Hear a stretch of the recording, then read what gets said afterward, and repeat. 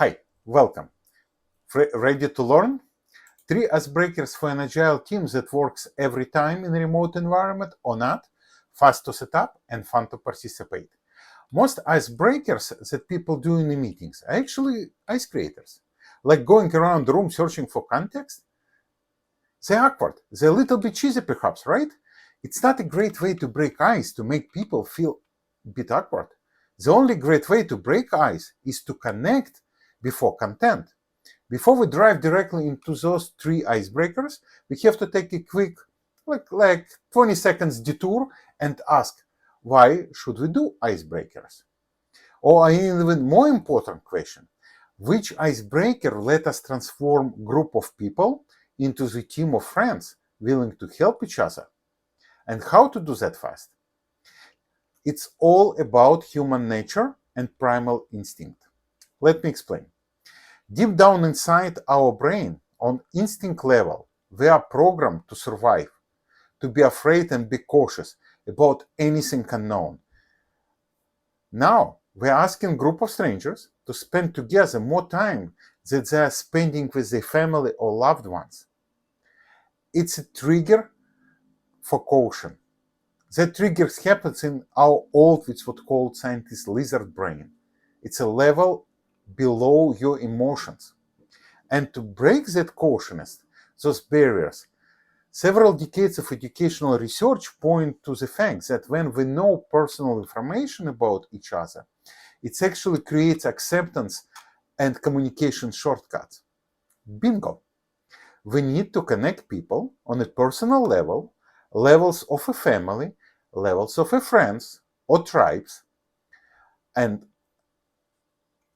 for example, have you ever seen your teammates start calling each other after your ice-breaking session, meeting together and forming friendship? Have you ever seen your teammates playing the sitar, piano, violin for your team? Or have you ever witnessed teammates professionally singing jazz for your team, and when you see the look on everyone's face when it's happened, guys, it's priceless. How can you achieve that? How did I achieve that? What icebreaker techniques should you use?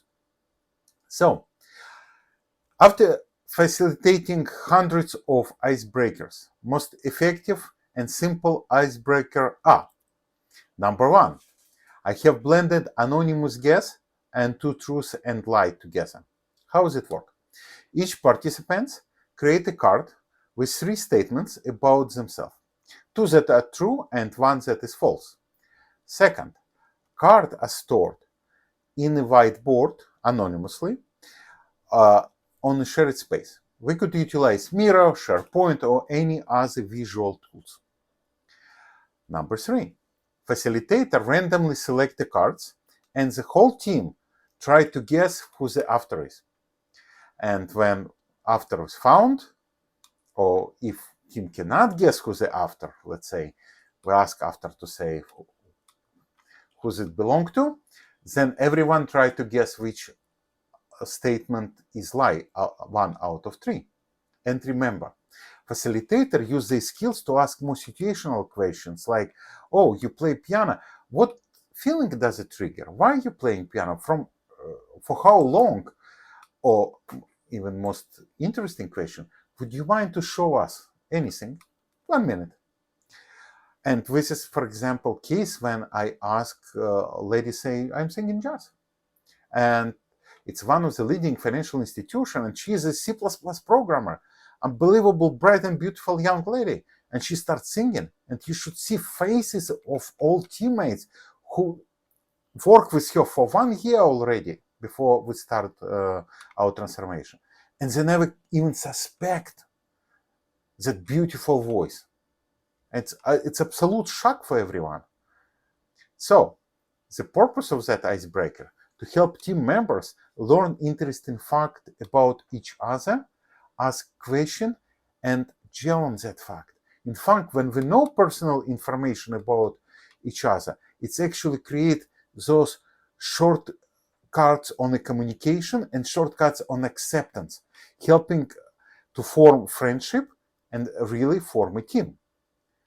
Number 2, tell me about your hobbies.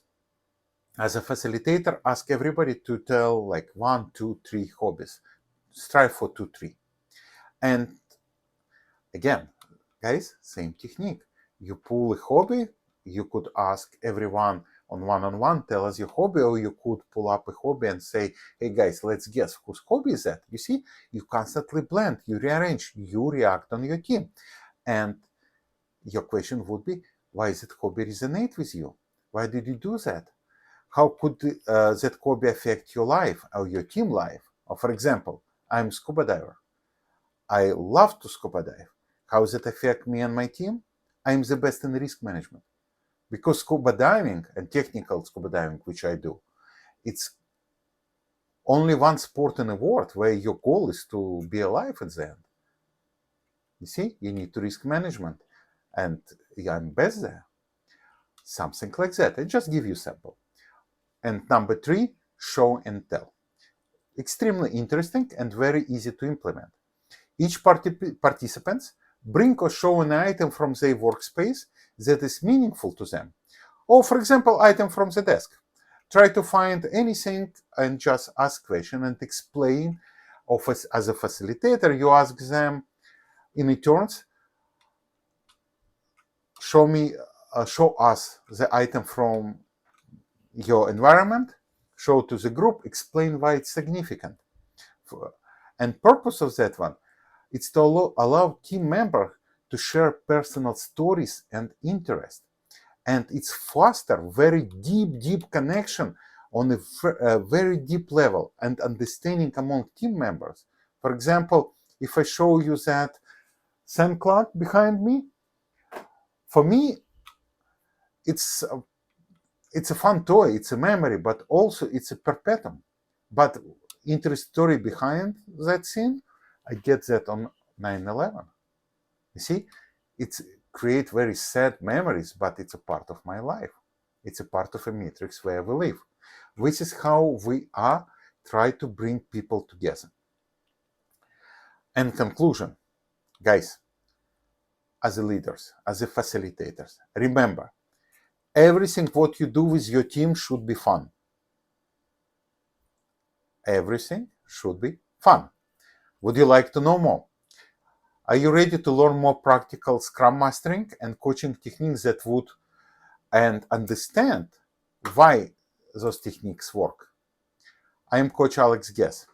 Visit my channel, alexguess.com, and don't forget to like, share, and subscribe. Thank you.